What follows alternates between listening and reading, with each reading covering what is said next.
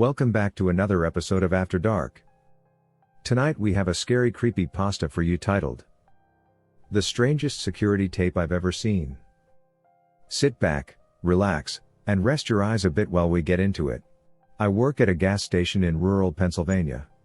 It's a boring job, but it's pretty easy and it pays all right.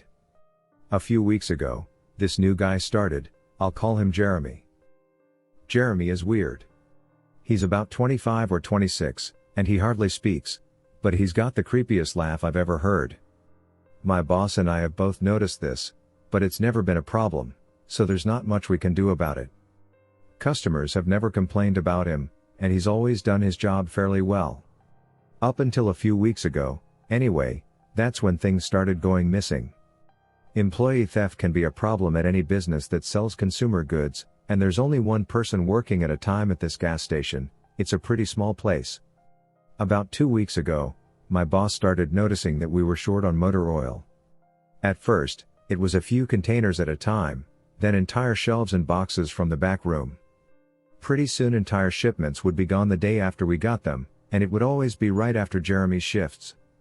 My boss has checked the security camera tapes from every single night he worked, but he could never catch him in the act. Jeremy would lock up at closing, then the motor oil would be gone the next day. My boss usually takes the tapes home with him to try and catch Jeremy stealing, but his daughter had a softball game last night, so he asked me to watch the tape for him. He offered to pay me overtime, under the table, so obviously I took that offer. There are 3 cameras, so he gave me 3 different tapes to check. I figured it would be a long night, but I'm trying to save up for vacation, so I really needed the money. I took the tapes home, popped them in an old VCR and sat back. 2 days ago, the last time he worked, Jeremy started at 4 p.m. Everything seemed pretty normal at first. He counted up his drawer, switched off with the girl who was working before him, and waited for a customer. The first person who came in was Mrs. Templeton, the timestamp on the video read 4:03, a regular. She picked up her cigarettes and a newspaper, and paid with a 20. Nothing unusual there. The next customer was some local guy named Ron. He drives a motorcycle, usually comes in every few days. He filled up his tank, got a bag of beef jerky, paid with his credit card, and then left. Next was some guy with a cowboy hat. I'd never seen him before, but we get plenty of strangers passing through, just like at any gas station. He got $40 worth of diesel fuel, paid with a $100 bill, and went on his way. I sat back and sighed. The only thing more boring than doing this job is watching someone else do it. My boss's offer was enough to keep me watching though, so I left the tape on. Everything seemed pretty normal. I had a feeling that if Jeremy was stealing motor oil, he knew we were suspicious of him by now. I didn't expect him to be dumb enough to let us catch him on camera. Things stayed boring and routine until about 5 o'clock. At 5:03, Mrs. Templeton came back in. She must have forgotten something. But she didn't. She bought the same pack of cigarettes as before, and the same newspaper. She paid with another 20. That's odd, I thought, but then again, she's a little absent-minded. I thought Jeremy should have told her she already got her smokes, but it's not against the rules to sell somebody the same thing twice. That's when Ron came in again. He bought another tank of gas, for his motorcycle again. I later checked the outdoor camera because I thought maybe he had another car he wanted to fill up, and the same pack of beef jerky. He paid with his credit card again. No big deal, I figured this was just a weird coincidence. Mrs. Templeton is forgetful and Ron probably owns more than one Harley. That's when the guy in the cowboy hat came back in. I felt a chill run down my spine. Don't get diesel, don't get diesel, I found myself whispering to my empty living room. But he did. He got $40 worth of diesel fuel and paid with another $100 bill. Every move he made was identical to his first visit, right down to the way he scratched his nose before he walked out.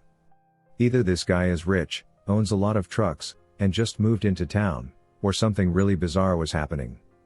I kept watching. Every customer for the next hour was the same as before. Every single one. I was seriously freaked out, and then at 6:03, Mrs. Templeton walked back in. She bought her cigarettes and newspaper again, and paid with a 20 again. I thought I was going to lose it. I only watched another half hour before I started fast forwarding through the rest. It was all the same. Every customer would come in at the exact same times, exactly 1 hour apart. Now I know what you're thinking? That sneaky motherfucker Jeremy had messed with the tapes. He had run a loop of his first hour of business over and over. That wasn't the case. There are windows around the cash register area that the camera covers, and I watched the sunlight fade as time ran on. Jeremy's routine didn't loop over. He swept, mopped, restocked, and did all his duties exactly how you would expect. But the same customers kept coming in. I was panicking at this point.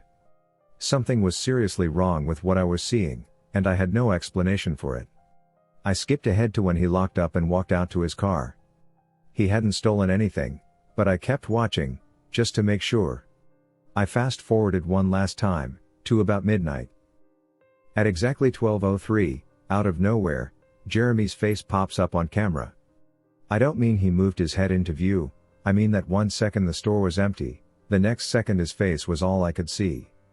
He wasn't looking at the camera, he was looking at me, I was sure of it. I screamed and fumbled for the remote. By the time I grabbed it, he was gone, just as soon as he had left. One frame he was there, the next he wasn't. My hands were shaking like crazy, but I popped in another tape. The other indoor camera shows the back area, by the cash register, and I would be able to see how he got up to put his face in the camera like that. I skipped ahead to 12:03, but there was nothing. I would have been able to see him standing on a chair or something on this tape, but he wasn't there.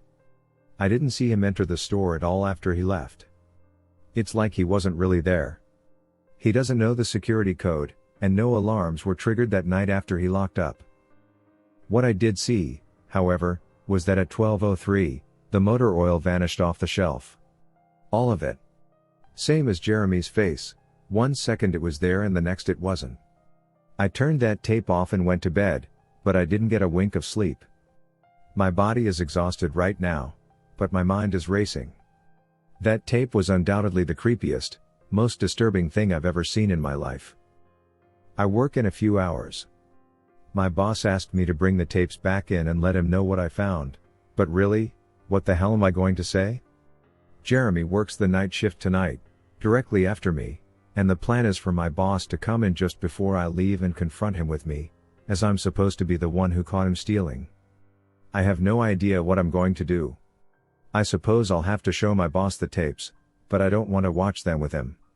I never want to see something like that again.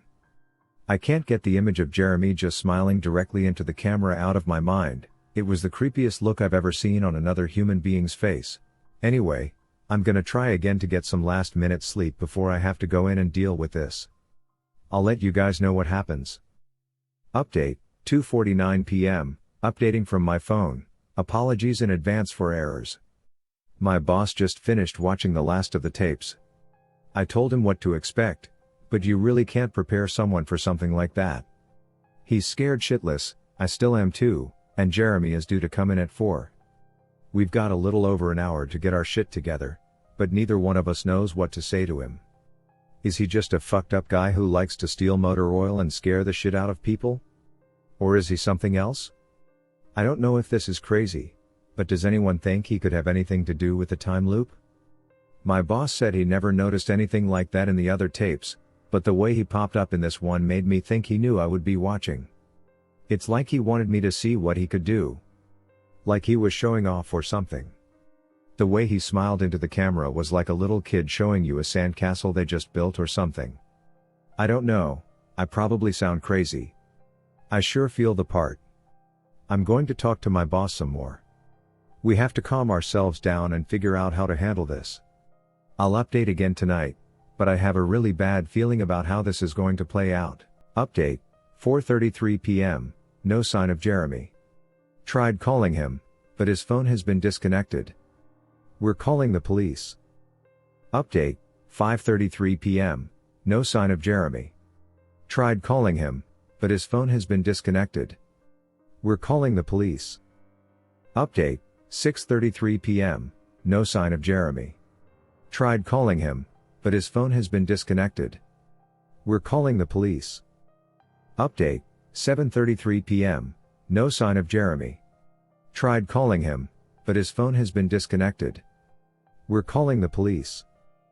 Update, 8:33 p.m., no sign of Jeremy. Tried calling him, but his phone has been disconnected. We're calling the police.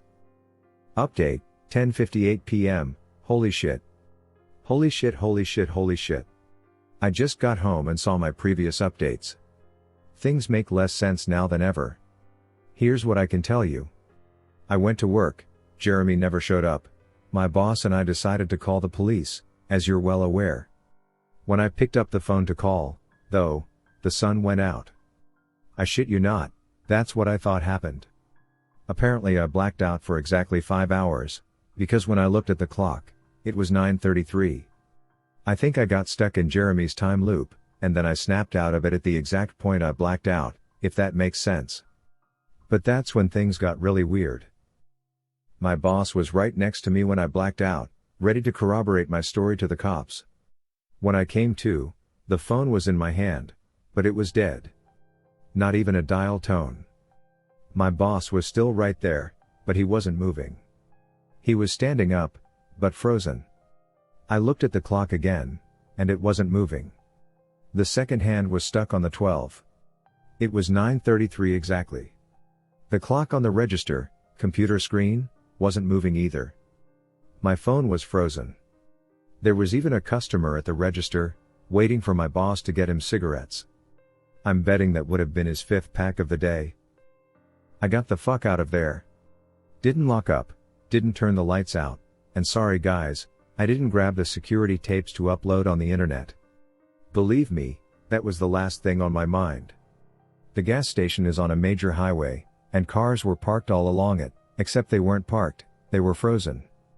The people inside were sitting still as wax statues. I got in my car and prayed that it would start. Thankfully it did. About halfway home, time started up again. The static from the radio turned into music, like it's supposed to be, and from what I could tell by listening to the host talk in between songs, no one noticed the time freeze, or whatever it was. I was the only one. Well, I'm sure Jeremy noticed as well. I still have no clue where he is or what he's doing. I'm hiding in my room and calling the police again in the morning. I don't know if I ever got through to them before, or if I did, whether they took me seriously. I'm scared for my life at this point. I'll update tomorrow, if I can. Final update, 10:33 a.m., I finally fell asleep last night around 4. I have no idea how I did it, I guess exhaustion finally got the best of me. This morning, I woke up to my phone ringing, it was my boss. He'd been calling me since about 6. He woke up when time turned back on last night and immediately called the cops. They came by to see what was wrong and he told them everything. The police around here are all small-time guys. They were more concerned with the missing motor oil than anything, but my boss figured he would take it, as long as he had their attention. They decided to go looking for Jeremy. We keep all our employees' applications on file, and since Jeremy just started working here, his was easy to find. They checked the address on it and headed over to his house. You're not gonna believe what they found. The address Jeremy listed on his application was an empty lot. Or at least now it is. There used to be a house there, but it burned down in 1993. Being a small town, almost everyone remembers that fire. A family of 4 used to live there way back when. Rumor has it that they had an estranged son who they never really talked about, but I can't say for sure if that's true. What I can say is true is that after an insurance investigation, the fire was ruled an arson. The entire house was soaked in oil and torched with a Molotov cocktail. The entire family was sleeping when it happened. None of them survived. They never caught the guy who did it. Rumor has it that when they tried to contact the estranged son, no one could find him. Anyway, my boss called and told me this, and I freaked out. Then he asked me to come to the gas station. "What are you, crazy?" I said, but he assured me that the cops were there with him. Then he dropped a bomb. The FBI were also in town and they were going to talk to me one way or another, so I might as well come in. It was about 7:15, and I wanted to go back to bed, but I figured I wouldn't be able to sleep much more anyway, so I went down.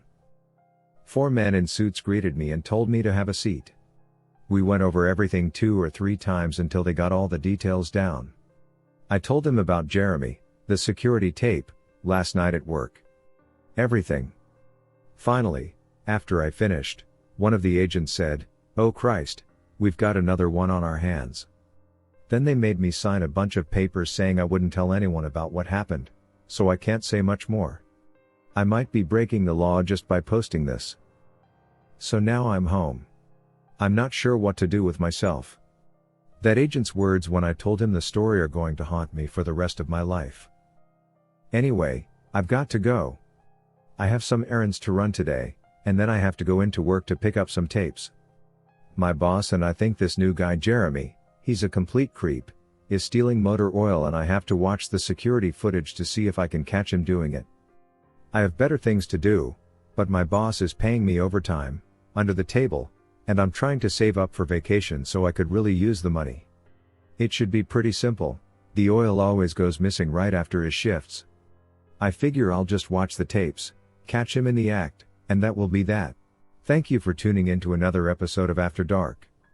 If you enjoyed this creepypasta, please tap that subscribe button below. It helps our channel to grow and allows us to continue making new content. Thank you.